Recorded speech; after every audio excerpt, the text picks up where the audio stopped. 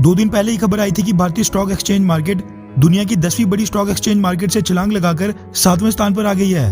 और उसके भी 2 दिन पहले खबर आई थी कि फॉरेन एक्सचेंज रिजर्व्स के मामले में भारत रशिया को पीछे करके 4थे स्थान पर आ गया है और भारत के फॉरेक्स रिजर्व्स इतिहास में सबसे ज्यादा $590 बिलियन तक पहुंच गए हैं। इसी के साथ अब रशिया की एक और ग्लोबल मार्केट को भारत ने टेक ओवर कर दिया है। वो है व्हीट यानी कि गेहूं की मार्केट, जिसके आटे की रोटी भारत के हर घर में बनती है।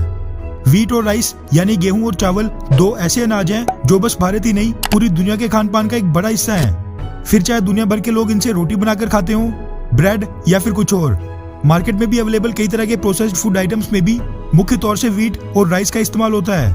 राइस यानी चावलों की बात करें तो सबसे ज्यादा चावल उगाने वाले देशों में पहले नंबर पर भारत का पड़ोसी देश चाइना और दूसरे नंबर पर खुद भारत है। लेकिन चाइना सारे का सारा राइस खुद ही इस्तेमाल कर लेता है।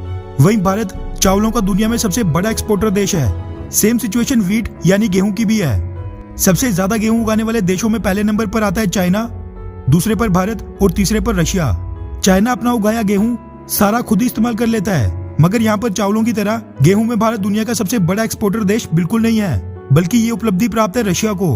भारत तो दुनिया के टॉप 15 व्हीट एक्सपोर्टर देशों की लिस्ट में भी नहीं आता है। पहले स्थान पर आना तो दूर की बात है, जिसका सबसे बड़ा कारण है एमएसपी।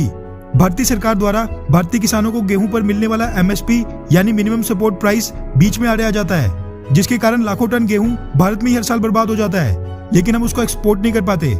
मगर कोरोना वायरस का संकट मानो भारतीय व्हीट एक्सपोर्टर्स और गेहूं के किसानों के लिए एक सौगात लेकर आया हो, जहां पर भारतीय व्हीट एक्सपोर्ट्स आज की डेट में बेहद रिकॉर्ड तेजी से बढ़ रहे हैं।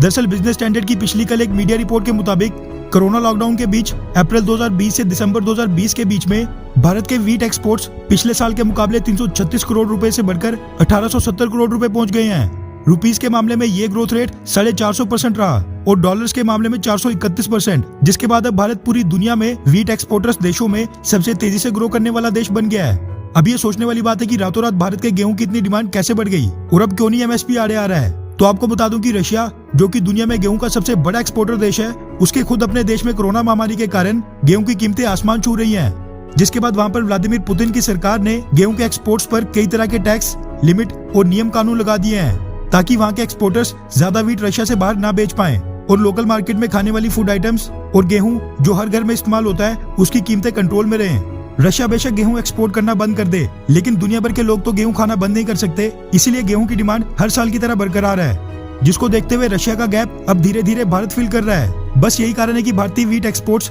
450% की ग्रोथ रेट के साथ बढ़ रहे हैं और दुनिया के अब कई देश रशिया की जगह भारत से गेहूं खरीद रहे हैं। और व्हीट एक्सपोर्ट्स में अगर 450% की ग्रोथ रेट बनी रही तो फिर राइस की तरह भारत आने वाले सालों में व्हीट एक्सपोर्टिंग कंट्रीज में भी नंबर 1 पर आ जाएगा।